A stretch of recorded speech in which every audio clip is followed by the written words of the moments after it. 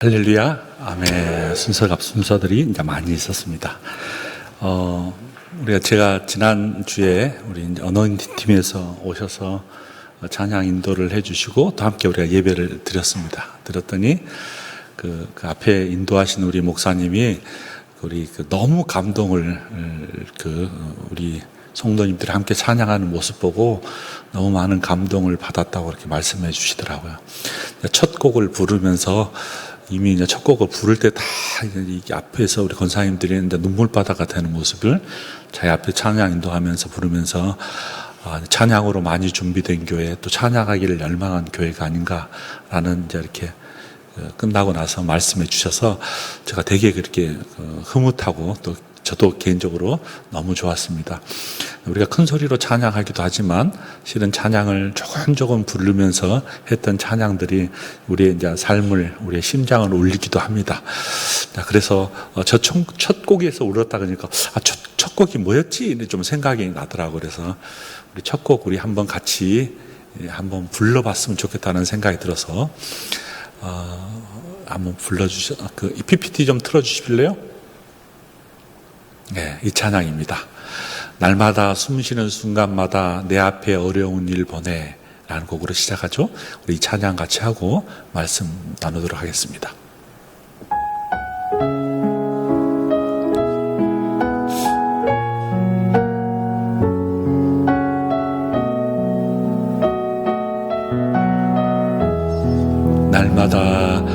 날마다 숨쉬는 순간마다 내 앞에 어려운 일 보내 주님 앞에 이 몸을 맡길 때 슬픔 없네 두려움 없네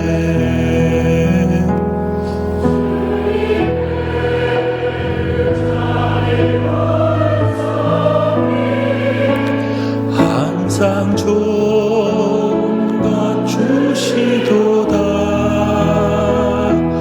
사랑스레 아픔과 기쁨 수고와 평화 우리 다시 한번 불러보겠습니다. 날마다 숨쉬는 순간마다 내 앞에 어려운 일 보내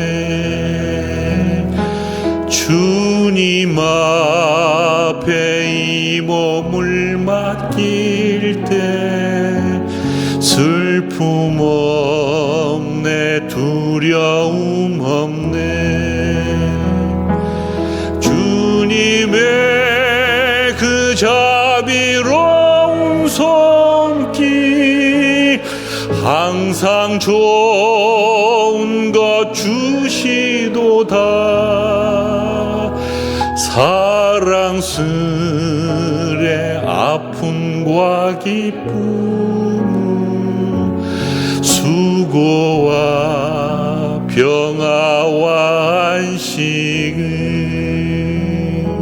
아멘. 함께 또 찬양 불러주셔서 너무 감사합니다. 우리가 지금까지 5대 솔라를 이야기했습니다. 5대 솔라를 다 끝나고 나니까 여기서 끝나야 되냐 생각했더니 또 7대가 있어요. 7대가 앞으로 또 할 일이 많아요. 여러분 포기하지 마시고 따라오셔야 됩니다. 그런 의미에서 5대 솔라를 좀 기억하시고 이 5대 솔라라는 것은 도대체 뭐냐면 소위 성경으로 돌아가자는 말이겠죠. 원초적으로 기독교가 어느 방향으로 가야 되는지, 기독교의 원초적인 뿌리가 뭔지, 우리 신앙의 뿌리가 뭔지를 생각하는 것이 이제 5대 솔라입니다. 기억나십니까? 계속 반복했기 때문에 머리에 아마 박혀 있을 것입니다. 그것이 우리 심장에 딱 새겨 있어야 돼요. 그래서 어디든지 흔들리지 않도록 이 5가지가 우리의 신앙의 뿌리요 기초가 되는 거죠. 그것이 뭐냐면 오직 성경이라는 이야기입니다. 오직 성경, 그렇죠? 왜냐하면 우리의 삶의 표준, 삶의 기준, 삶의 대답이 성경이기 때문에 우리 강성교회, 그리고 우리 자신의 삶의 목표, 나의 삶, 어느 중심으로 살아가냐면 성경 중심으로 살아가겠습니다. 성경 중심으로 살아가겠습니다. 라고 하는 것이 오직 성경입니다. 라는 이야기입니다. 그러면 이제 성경의 중심이 뭐냐? 성경에서 뭐라고 말씀했냐? 성경에서 누구를 말씀하시냐라고 말하면 오직 그리스도입니다. 그러니까 성경에는 예수 그리스도에 대한 이야기로 가득 차 있습니다. 하나님의 스토리죠. 하나님의 내러티브가 쭉 펼쳐져 있는데 그 내러티브의 전체적인 이야기는 구속사입니다. 이 구속사의 주인은 예수님이라는 거죠. 예수가 그리스도다. 메시아를 기다렸던 이스라엘 백성들에게 기름 부음 받는 그 그리스도가 오셔서 그를 예수님을 우리는 그리스도라고 말씀하고 그 예수 그리스도를 믿으면 구원받는다라는 이야기입니다. 그러므로 우리가 예수 그리스도를 믿고 구원받기 위해서 또 뭐가 필요하냐? 그 예수 그리스도를 우리가 믿어야 된다라는 이야기였습니다. 하나님의 선물로 주어진 이 믿음, 우리 공동체에 주었던 이 믿음으로 말미암아 우리는 다 예수 그리스도를 믿게 되고 그 그리스도로 말미암아 은혜를 받는다라는 거죠. 은혜의 통로를 그리스도를 통해서 우리가 경험한다라는 이야기에서 오직 은혜입니다라고 이야기했습니다. 오직 은혜를 받는 사람의 삶의 기준과 방향은 뭐냐? 하나님께 영광을 돌리는 삶입니다. 이 5가지가 우리의 신앙의 기본적인 원리입니다. 다 뼈대입니다. 뼈대. 그다음 우리는 성경 중심으로 살아가야 되고 그 성경의 주인공은 예수 그리스도이고 그 예수 그리스도를 우리는 믿어야 되고 그래야 구원받으며 구원받는 백성들은 다 이 땅에 살아갈 때 바로 은혜를 받아야 된다. 은혜를 받아야 된다. 은혜를 어디서 받느냐? 은혜를 어디서 받느냐 도대체? 그것이 은혜의 통로라고 말합니다. 통로. 하나님께서 이 땅에 우리 가운데 은혜를 부어주신 통로, 수단이 있는 거예요. 그것이 바로 말씀으로 인하여서 우리에게 은혜를 베풀어 주시고 오늘 세례를 베풀었던 것처럼 세례의 현장을 바라보면서 하나님께서 우리 공동체 또 우리 가정에게 그리고 나에게도 은혜를 베풀어 주시고 성례가 벌어질 때 세례가 벌어질 때 성찬양해질 때 하나님께서 은혜를 부어 주십니다. 찬양을 할 때도 은혜를 부어 주세요. 하나님과 호흡하는 기도를 할 때도 하나님께서 그 기도의 통로들을 통해서 찬양의 통로들을 통해서 말씀의 통로들을 통해서 성경을 읽을 때 바로 우리가 성경을 낭독될 때 하나님이 은혜를 우리 가운데 확 부어주십니다.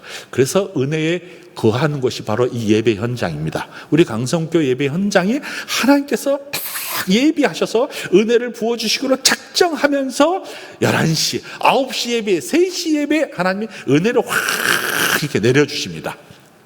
아멘. 어떻게 내려주시냐면 마치 V자로 내려주십니다. 하나님의 은혜가 확 이곳에 수많은 교회가 있지만 그 중에 하나 우리 강성교회 그냥 하나님의 은혜가 확 이렇게 내려온다는 것이죠. 아멘. 아멘.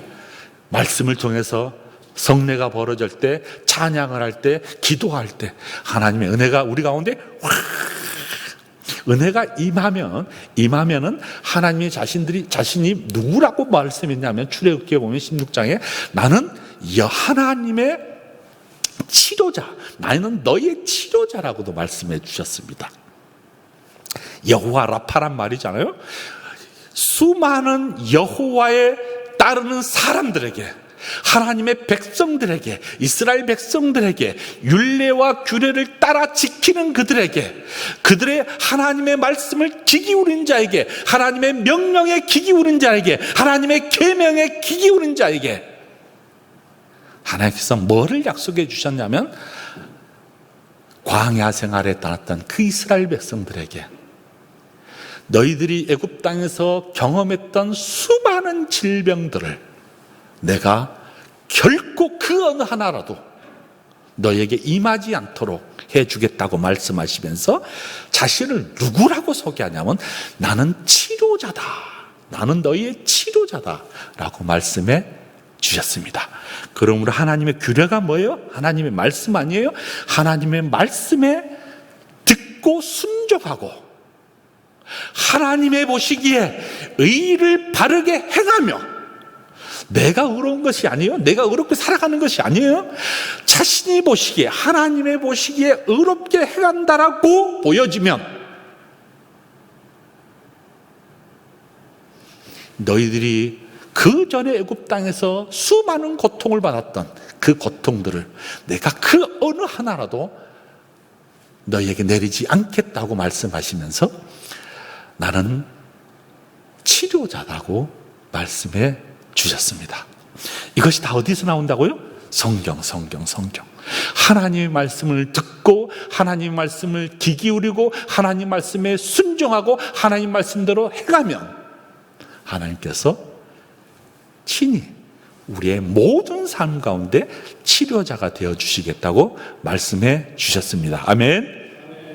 살아가는 사람들에 있어서 인생을 살아가면서 21세기에 수많은 고통이 있다는 것은 여러분 아마 경험했을 것입니다. 제가 우연히 유튜브를 봤는데요,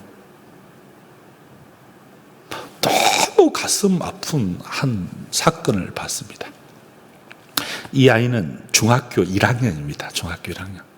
중학교 아이에게 무슨 아픔이 있는지 모르는데 한번 고함을 치기 시작하면 신음소리를 울리면서 고통을 토하는데 1시간 동안에 벽을 치면서 우는 거예요. 여러분, 엄마의 마음과 아빠의 마음이 얼마나 고통스럽겠습니까? 그러니까 이 아이가 뭐를 하기를 원하기만 하면 그냥 다 들어주는 거예요. 너무 고통스러운 거예요. 그 중에 하나가 뭐냐면 호흡이 곤란해서 숨을 못 쉬는 거예요. 숨을 못 쉬니까 헉헉거리면서 뭐하죠? 계속 막 신음소리를 하고 괴성을 치르면서 막 벽을 치는 거예요.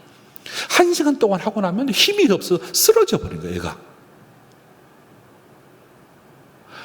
이유 중에 하나가 뭐냐면 아픔 때문에, 그가 가진 아픔. 모르겠어요. 무슨 아픔인지 있는지 그렇게 마음이 너무 아파서 벽을 치는 이 아이. 그러니까 학교를 가고 싶겠어요? 학교를 가면 문제아가 되는 거잖아요. 친구들과 관계 원활하지 않아요. 중학교 1학년 아이예요. 중학교 1학년. 그의 마음속에 너무 큰 고통이 있다라는 생각들을 해봅니다. 그래서 원인을 막 찾아본 거예요. 도대체 이 아이가 뭐가 이렇게 문제가 있는가? 그랬더니 원인으로 말미암은 이제 어렸을 때 친구들에게 이렇게 왕따를 당하면서 폭행을 당해요. 이게 말로 하라니까 말로 하지는 못하는 거예요. 너무 아파서 말로 표현을 못하고 이제 그림으로 그리는 거예요. 자기의 고통이 왜 이런 고통이 왔는지를 그림을 그리고 그림을 보고 해석해 주는 거예요. 자, 그림을 설명해라 보니까 딱 자기가 누워 있고 주변에 아이들이 막 있고 이렇게 폭력을 가하는 모습이 그림을 그리는 거예요. 이게 아마도 이 아이에게는 이 어렸을 때 당했던 이 트라우마, 고통, 아픔이 너무 커가지고 그냥 괴성으로 치는 거야. 남자아이가 그냥 괴성을 지르니까 엄마가 쩔쩔 매는 거예요. 뭐 등치는 이런데 아빠도 막 쩔쩔 매는 거예요. 우리 가운데 이런 수많은 트라우마를 겪은 사람도 있고 아픔도 있고 고통도 당하고 있는 것 같습니다. 여러분 모르겠어요. 심리학자들은 그것을 어느 정도 상담을 통해서 해결해 주는지는 모르겠어요. 근데 우리는 이제 성경이 답이라고 말하잖아요. 성경에서 그것을 해답이 있다고 말하잖아요. 마음에 치료하는 것도 중요하고 대화도 중요하고 원인을 찾아 중요하지만 그 중에 그 모든 사물들을 바라볼 수 있도록 사회화가 전혀 안 되는 거예요. 이 친구는 누구를 만나서 대화하는 것이 거의 불가능해요. 그러니 혼자 있기 좋아하고 혼자서 막 화를 내고 분노 조절이 안 되고 분노 장애자로 만들어서 정신이 거의 혼미한 상태에 있는 겁니다. 여러분 혹시 우리도 이 아이처럼 그 정도는 하지만 높낮이는 다를지 모르지만 다 우리 가운데 고통이 있는 사람 다 있습니다. 고통이 없는 사람 없습니다. 어떤 사람은 마음의 고통이 있고 어떤 사람은 육신의 고통이 있고 어떤 사람은 관계의 고통이 있고 어떤 사람은 사회적 부적용자로 갖는 모든 아픔 가운데 거하는 이것이 크게 보면 성경에서는 죄의 결과라고 말하고 사람과의 관계가 깨어지면서 나타나는 현상이라고 말합니다. 그래서 참된 치료자는 뭐냐면 주님이 우리에게 참된 치료자가 된 것은 질병 가운데 구원해주고 있을 뿐만 아니라 사람과 사람 사이의 관계를 회복할 수 있도록. 그래서 예수님은 하나님은 누구시라고 말하면 이 여호와 라파란 말은 전인격적인 치유자라는 것입니다. 마음의 질병도 육신의 아픔도 관계의 회복도 이것을 다 고쳐주시겠다고. 그 전형적인 모습이 바로 예수 그리스도입니다. 그가 우리의 가장 가까이에서 열등감에 빠져있던 삭개오에게 열등감을 해결해 주시고 38년 동안 한 번도 일어나 보지 못한 그에게 손을 들어 걷도록 만들어 주시고 마음에 수많은 고통이 있는 사람들에게 치유해 주시고 먹을 것도 없고 마실 것도 없는 그들에게 오병이어의 기적들을 베풀어 주신 주님은 바로 이 전인격적인 치료자였습니다. 사랑하는 여러분, 그 예수님을 여러분 만나시기를 소망합니다. 아멘. 그가 우리 교회의 주인이시고 우리 삶의 주인이십니다. 아멘.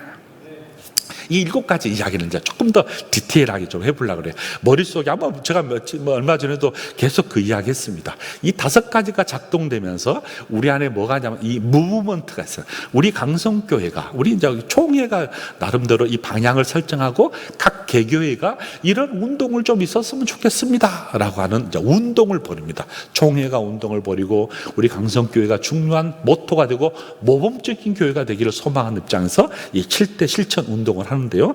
7가지를 한번 이렇게 쫙 읽어보시면 됩니다. 보이십니까? 안 보여요? 그럼 이걸 보이십니까? 안 보이면 절 따라하면 돼요. 그냥 저도 안 보이네요. 저도 안 보여. 여러분 따라하시면 돼요. 그래서 예배 전에 안경을 부지런히 닦았는데도 이게 저거이 안 보여요. 글이 지금 맛이 갔다 그러죠. 전혀 앞이 잘 안 보입니다. 눈을 바짝 뜰지 않고서는. 7가지 운동이 벌어져요. 첫 번째 무슨 운동이냐면 여러분 외우시면 됩니다. 오늘 이 7가지만 딱 대가리만 외우셔도 돼요. 우리가 어렸을 때 초등학교 때 중학교 때 암기했듯이 쫙 7가지 방면. 자, 신신회영 한학이라 그러는데 제가 신 하면 크게 여러분 이제 읽어주시면 돼요. 신 회 영 하 나 기. 이것이 이제 자, 권사님 애쓰죠. 잘 안 보이시죠? 인상을 쓰면서 보는데도 잘 안 보이는, 죄송합니다. 그래서 신신회영 한하기 따라해 보시죠. 신신회영 한하기. 제가 학교에서는 거의 구호처럼 신신회영 한하기인데 이렇게 하기는 좀 쑥스러운데 한번 해볼까요? 그래도 자, 딱 두 손을 들고 따라해 봐야 돼요. 신회영 한하기. 좀 빠르게 신회영 한하기. 이렇게 해서 하니까 조금 따라와 준 것 같아요. 이 장로님 한번 해보실래요? 한번 해볼까? 한번 크게 한번 해보십시오. 이야, 이거는 이제 제 수업에 들어왔으면 바로 A+입니다. 바로 A+요. 근데 항상 제가 이런 말 합니다. 마음으로 A+라고 말합니다.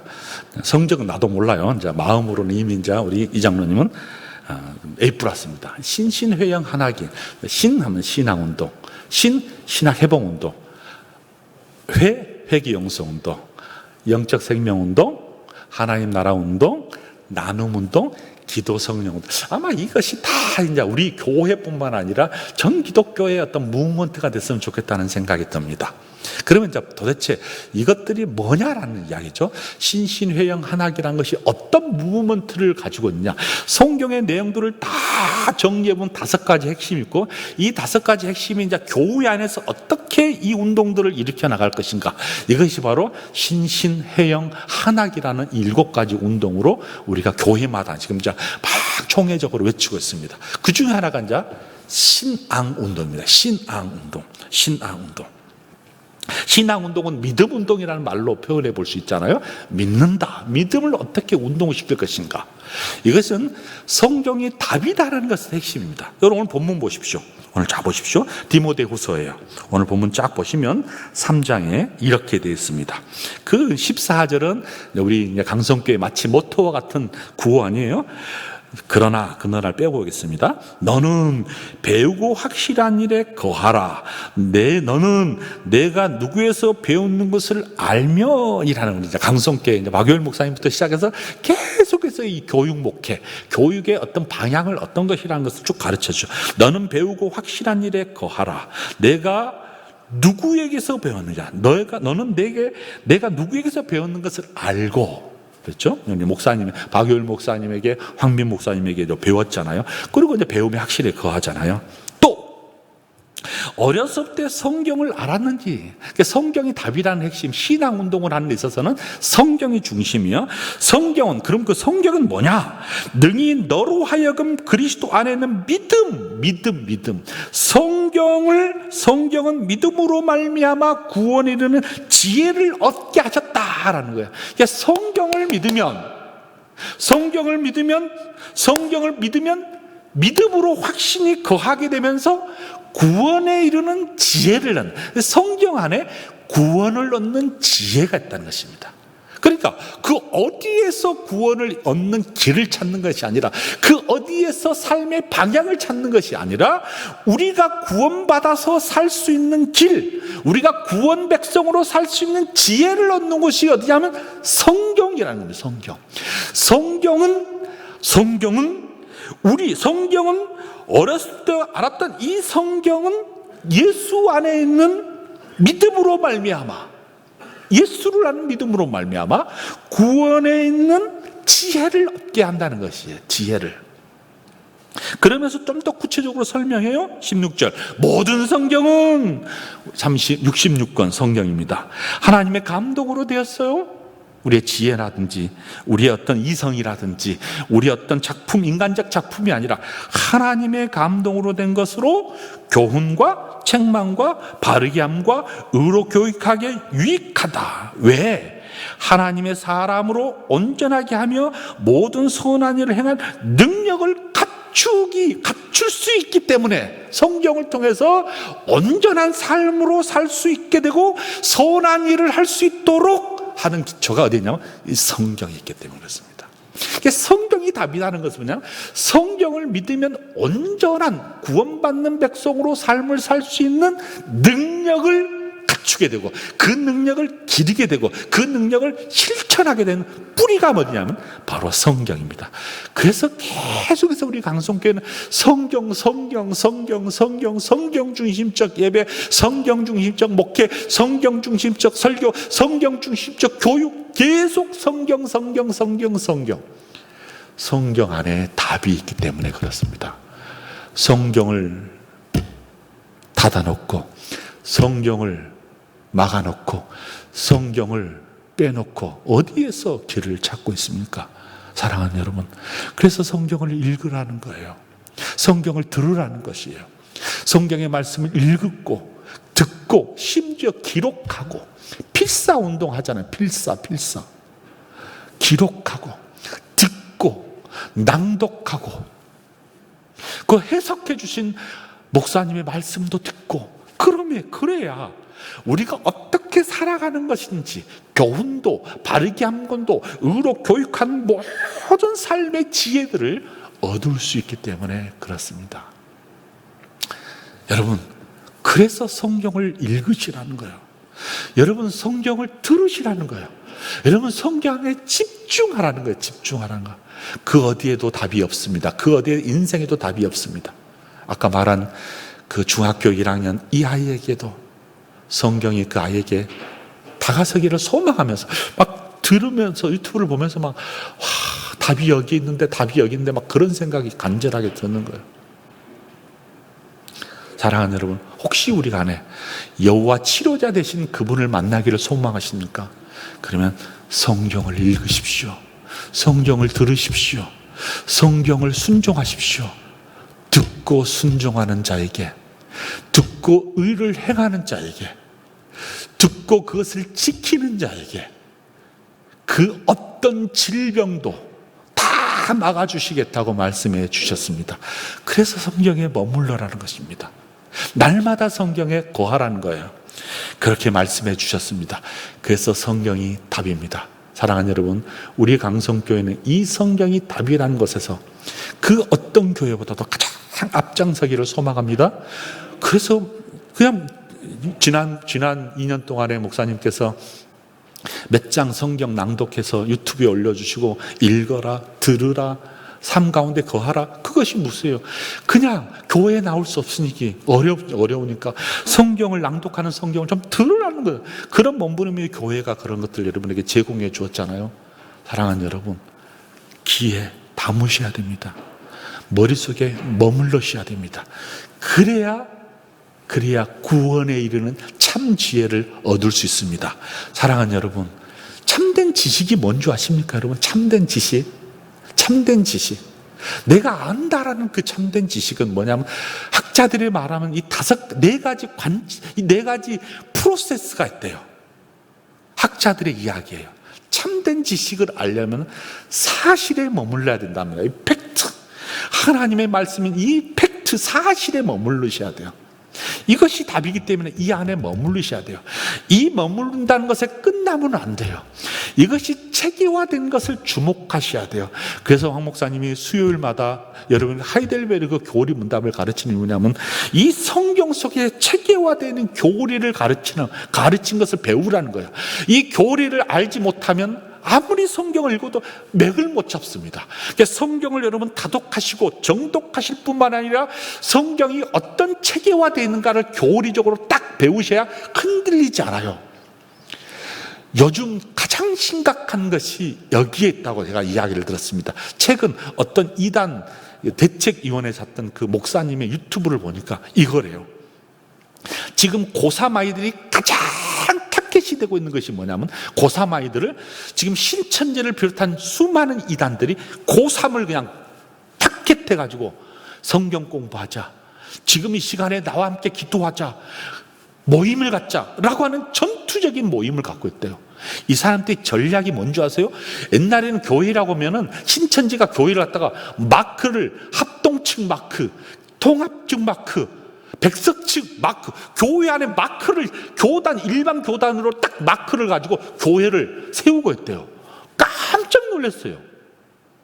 기성교회 간판을 그대로 달고 있는 거예요. 성경 공부하자, 기도해야 하자, 뭐하자. 고3들, 방황하고 있는 이 고3들이 딱 그물 안에 치고 있답니다. 그 이야기를 들으니까 좀 깜짝 놀랐어요. 근데 우리는 지금 어떤가 보면 우리는 전혀 준비가 되어 있지 않잖아요. 고3들 어떻게 하면 그냥 고생했다, 수고했다 이러고 있는 사이에 이단들은 전폭적으로 나와가지고 그들의 마음의 안정을 위해서 위로주겠다고 성경 공부하자고 하는 그러면서 뭐예요? 교리가 정확하게 되어 있지 않으면 이것이 순식간에 넘어져 버린다니까요. 그래서 교리 교육을 하자는 거예요. 성경을 배우고 교리 공부를 하면서 뭐 하냐면, 이 모든 것이 오브젝티브, 합리적이고 객관적인 사실로 받아들이셔야 돼요. 여러분, 이 주관적인 체험이 아니라 이것이 사실이고 확실합니다, 이것이 객관적으로 맞습니다, 옳습니다 라고 하는 확증이 있어야 돼요. 그 다음에 참된 지식은 뭐냐면, 아무리 성경 읽으면 뭐합니까 여러분? 아무리 교리가 탄탄하면 뭐합니까? 그것이 객관적으로 옳다고 생각하면 무엇입니까? 리얼리티. 이것이 우리의 삶 속에서 실제화돼야 된대요.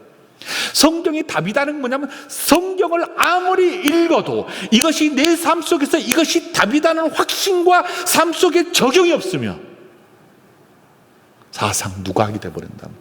저도 그 말하면 너무 저 자신도 막 너무 연약해가지고 넘어집니다. 성경 이야기는 목사로서 알아요.